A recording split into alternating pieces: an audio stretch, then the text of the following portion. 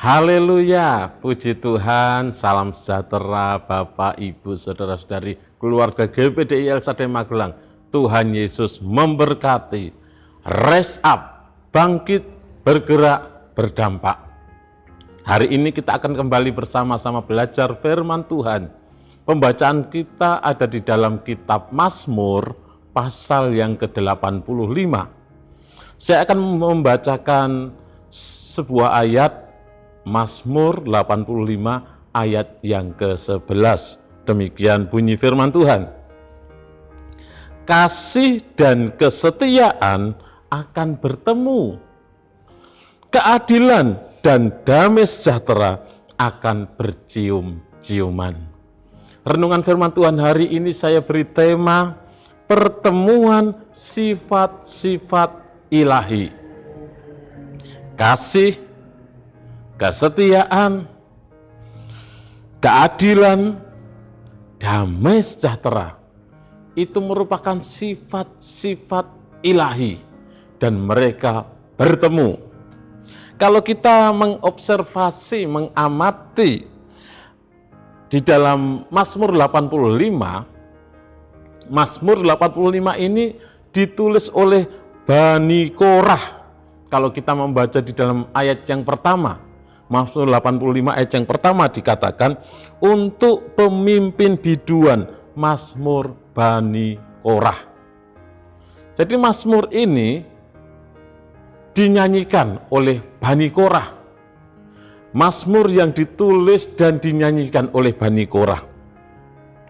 Dan di dalam Mazmur 85 ayat yang ke-11 menceritakan, mendeskripsikan tentang pemulihan dan kedamaian yang akan datang ketika kebenaran dan kesetiaan muncul dari bumi dan langit. Mazmur 85 ayat yang ke-11 menggambarkan pertemuan sifat-sifat ilahi. Interpretasi pelajaran yang kita dapatkan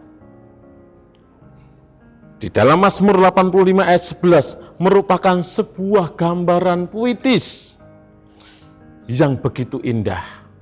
Ini merupakan kalimat-kalimat puitis yang sangat indah. Kasih dan kesetiaan akan bertemu. Keadilan dan damai sejahtera akan bercium-ciuman. Ini sebuah puisi. Pemazmur menuliskan tentang sebuah pertemuan surgawi di mana sifat-sifat Allah itu yang ada. Antara kasih, kesetiaan, keadilan dan damai sejahtera. Mereka bertemu, mereka berpelukan. Gambaran ini seakan-akan menunjukkan sebuah keadaan yang ideal. Keadaan yang hanya mungkin terjadi ketika Allah sendiri yang hadir. Allah yang memerintah di tengah-tengah umatnya. Mazmur pasal 85 sendiri merupakan sebuah doa pemulihan. Bangsa Israel baru saja mengalami penderitaan. Mungkin karena pembuangan atau kesulitan yang besar. Dan mereka rindu melihat kembali kasih setia Tuhan yang memulihkan keadaan mereka. Di tengah kerinduan tersebut, muncullah Mazmur 85 ayat yang ke-11 yang menegaskan bahwa hanya Allah yang dapat mempertemukan hal-hal yang kelihatannya bertentangan. Tetapi di dalam Allah semuanya itu selaras. Di dalam Allah semuanya itu sejalan. Dari Mazmur 85 ayat yang ke-11 kita belajar yang pertama, kasih dan kesetiaan bertemu. Itu di dalam bagian A. Kasih berbicara tentang hati Allah yang penuh belas kasihan. Sedangkan kesetiaan berbicara tentang janji Allah yang tidak pernah gagal, di mana Allah setia kepada setiap janjinya. Bapak, Ibu, Saudara, seringkali manusia bisa mengasihi, tetapi tidak selalu setia.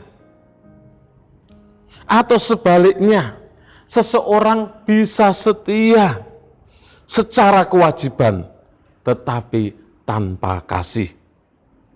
Namun Allah mempertemukan keduanya di dalam dirinya. Allah mempertemukan kasih dan kesetiaan di dalam pribadinya.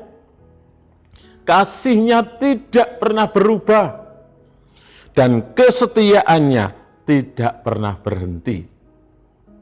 Itulah pribadi Allah. Kasihnya tidak pernah berubah, kesetiaannya tidak pernah berhenti. Dan puncaknya terlihat di atas kayu salib Kristus, di mana kasih Allah yang begitu besar dinyatakan.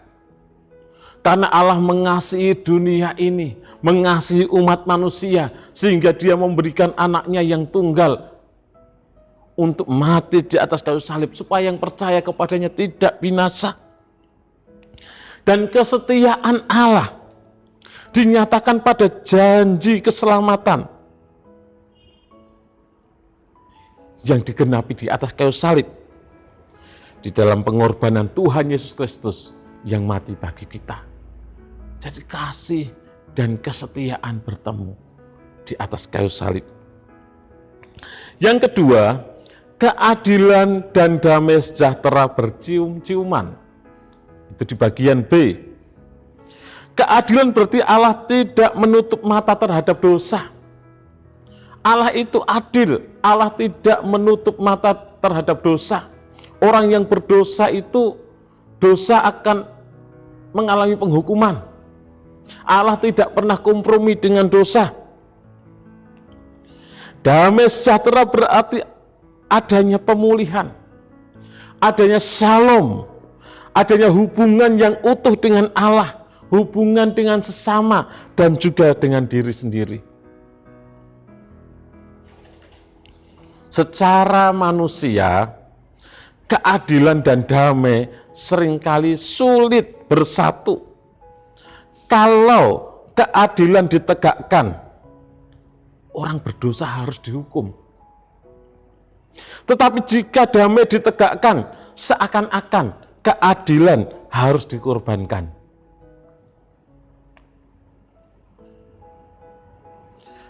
Namun di kayu salib Kristus, Allah mempertemukan keduanya.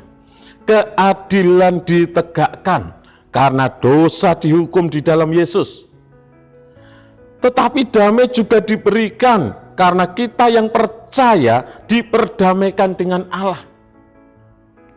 Inilah cium kasih antara keadilan dan damai sejahtera.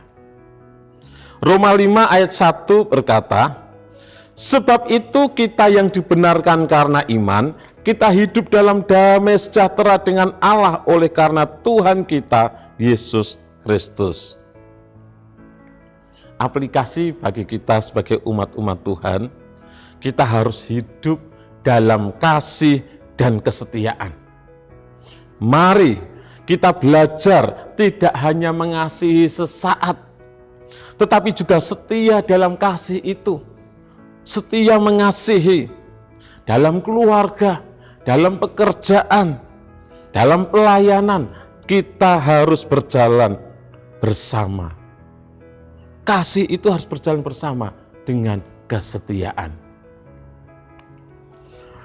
Yang kedua, kita harus menegakkan keadilan dan membawa damai. Kita dipanggil untuk menjadi orang-orang yang adil, namun juga pembawa damai. Jangan pilih salah satunya. Dunia sering terjebak di dalam ekstrim, hal yang ekstrim. Hanya adil tanpa kasih. Atau hanya damai tanpa keadilan. Tetapi kita sebagai anak-anak Tuhan dipanggil untuk membawa kedua-duanya. Sebagai umat-umat Tuhan, kita harus hidup di dalam Kristus. Semua ini hanya mungkin terjadi bila Kristus hidup di dalam kita. Dialah yang menjadikan kasih, kesetiaan, keadilan, dan damai sejahtera itu nyata di dalam kehidupan kita sehari-hari. Mazmur 85 ayat 11 mengingatkan kita bahwa Allah kita adalah Allah yang sempurna. Di dalam Dia, kasih dan kesetiaan bertemu. Keadilan dan damai sejahtera bercium-ciuman. Dan melalui Yesus Kristus, kita mengalami kegenapan ayat ini. Dialah yang membawa pemulihan. Dan melalui Dialah kita juga diutus menjadi alat kasih, kesetiaan, kedamaian, dan keadilan di dunia ini. Bapak, Ibu, Saudara yang kasih Tuhan, kiranya hidup kita mencerminkan Allah yang kita sembah. Allah itu penuh kasih, sebagai umat-umat Tuhan kita juga harus hidup penuh kasih. Allah itu setia, sebagai umat-umat Tuhan kita juga hidup setia. Allah itu adil, sebagai umat-umat Tuhan juga kita harus hidup dalam keadilan. Allah itu membawa damai, sebagai umat-umat Tuhan kita juga harus membawa damai. Biarlah sifat-sifat ilahi ini tidak hanya di dalam pribadi Allah, tetapi juga harus ada di dalam pribadi kita sebagai umat-umat Tuhan, sebagai anak-anak Tuhan. Biarlah sifat-sifat ilahi ini bertemu, ada di dalam setiap kehidupan kita. Kita memiliki karakter seperti Allah. Hidup kita menjadi berkat, menjadi terang dimanapun kita berada. Tuhan Yesus memberkati.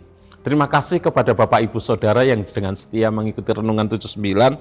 Kiranya menjadi berkat bagi kita semuanya. Bagi Bapak, Ibu, Saudara yang ingin didoakan dengan pokok doa tertentu atau ingin menyampaikan kesaksian, dapat menyalurkan melalui chat WhatsApp di nomor 0813 2742 0088. Mari kita berdoa. Kami bersyukur Tuhan karena Engkau Allah yang mengasihi kami. Engkau Allah yang setia kepada kami. Engkau Allah yang adil. Dan damai sejahtera-Mu Engkau limpahkan bagi kami umat-umat-Mu. Kami pun mau menjadi umat-umat-Mu yang hidup di dalam kasih, mengasihi Engkau, mengasihi sesama, hidup dalam kesetiaan, setia kepada Engkau, setia kepada sesama, hidup di dalam keadilan, dan hidup di dalam damai sejahtera. Terima kasih Tuhan. Jadikan kami menjadi berkat, menjadi saksi-Mu, menjadi terang dimanapun kami berada. Ya Tuhan, karena kuasa-Mu lah kami keluarga GBD Il Sadai Magelang bersuka cita. Betapa besarnya kegirangan karena kemenangan yang daripada-Mu. Di dalam nama Tuhan Yesus Kristus kami berdoa bersyukur. Haleluya. Amin.